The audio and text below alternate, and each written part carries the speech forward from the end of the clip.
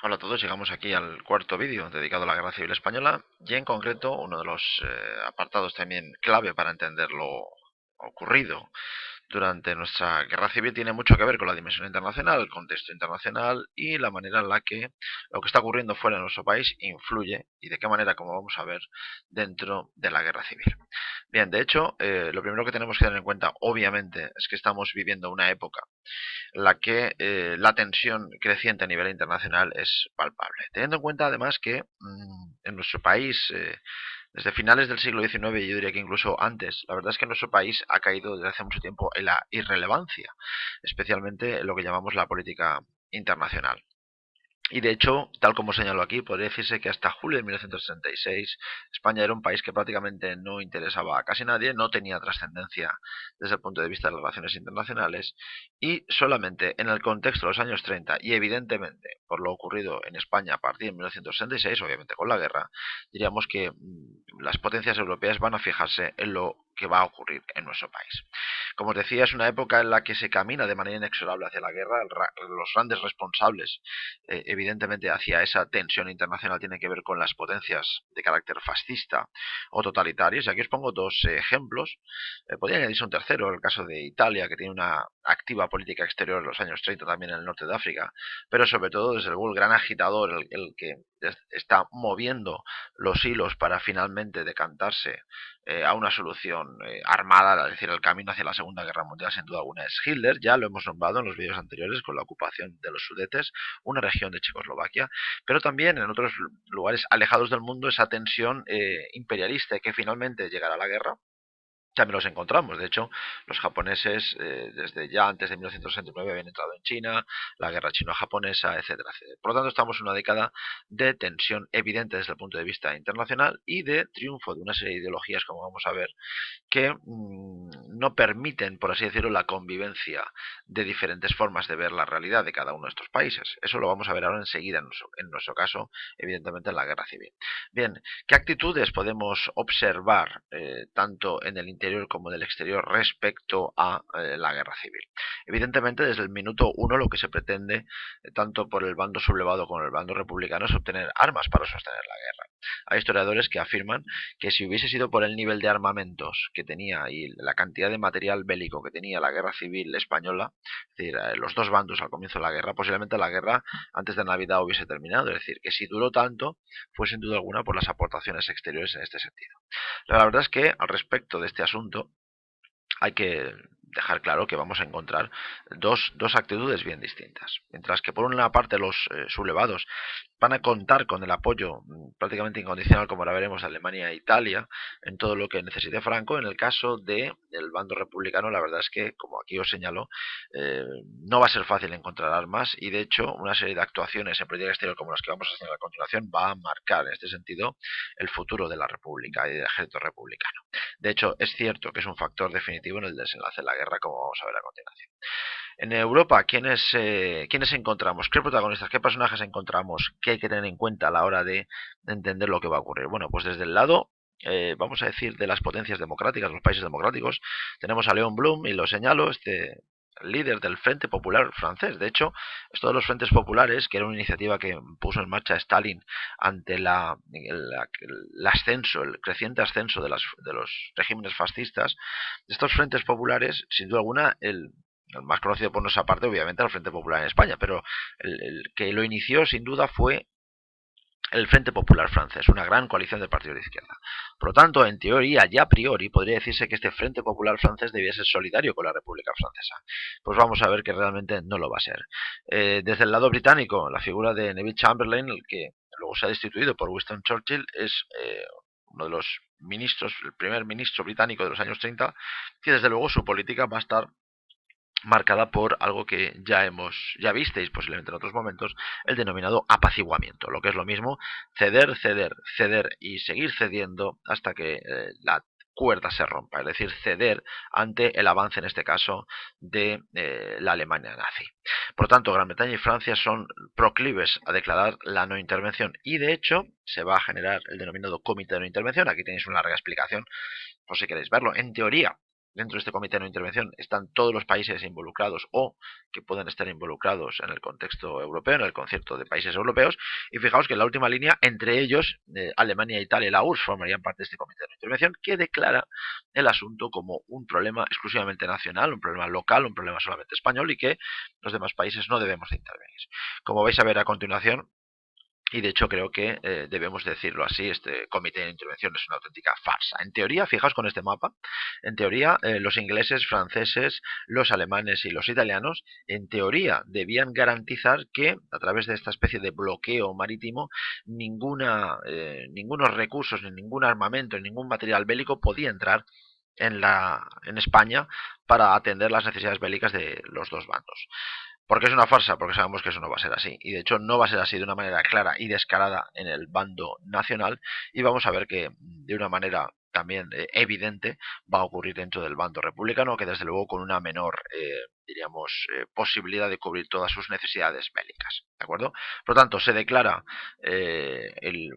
en la guerra española como un problema fundamentalmente interno y a partir de ahí vamos a ver que este comité de no intervención no va a ser realmente justo, porque no lo va a ser precisamente porque uno de los contendientes, es decir, Franco y los suyos, va a recibir completamente toda la ayuda que necesite de Alemania y de Italia, además, como digo, descaradamente. La URSS tampoco ocultaba su aportación militar al gobierno republicano, que como vamos a ver con matices. Quiero que os quedéis con el párrafo que os pongo aquí. Por sus efectos más contraproducentes e injustos se dieron con el bando republicano, se impedía que un gobierno legítimo accediera a las armas que necesitaba para defenderse de la sublevación de parte de su ejército, causa última de la guerra civil. Ya, si tenéis alguna duda, me lo comentáis en clase, pero me gustaría poneros algún ejemplo, un ejemplo relativamente reciente.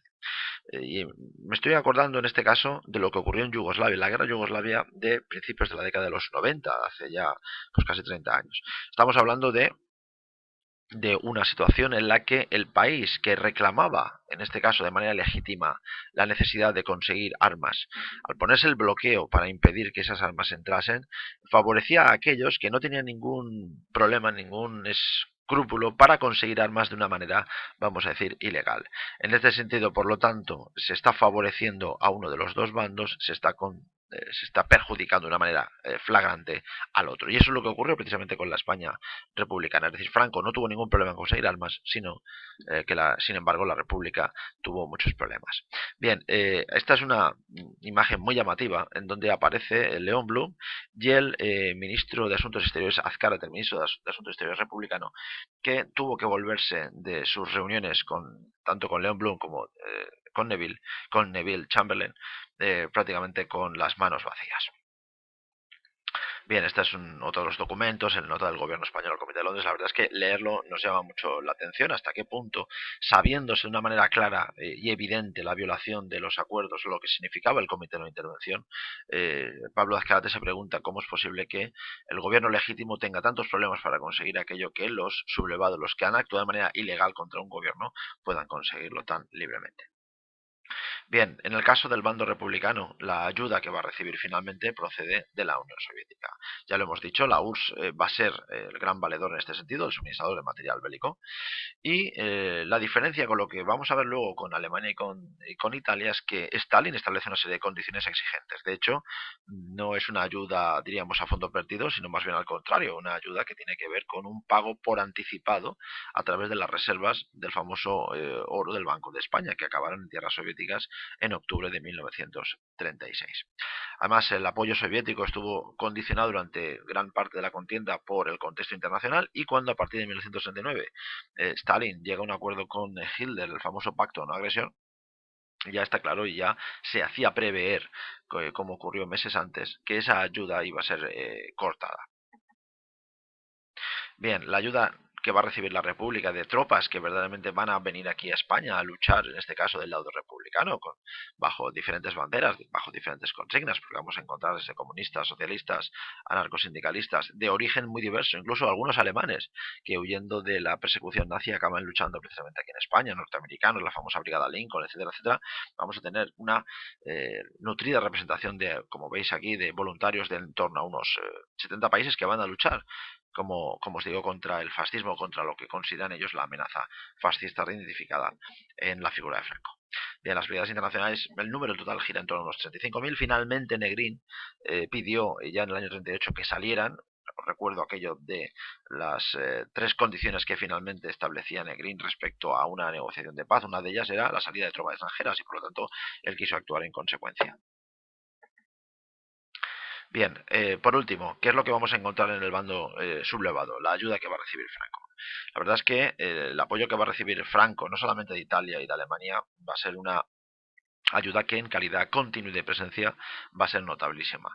De hecho, en todas las situaciones en las que Franco se vio en apuros, la ayuda alemana siempre estuvo allí, alemana y también italiana, ¿de acuerdo? Y de hecho hay una serie de circunstancias, como ahora voy a comentar, que a lo largo de la guerra, si no hubiese sido por la ayuda alemana e italiana, posiblemente no hubiesen podido realizarse. De hecho, aquí ya os señalo una, los aviones de transporte. Os recuerdo que Franco se hace con el control de las tropas del norte de África, alrededor de unos 40.000 soldados, para trasladarlos a el territorio peninsular, necesitó de los aviones de transporte, aquellos aviones Junker, si os acordáis, veíamos en el primer vídeo.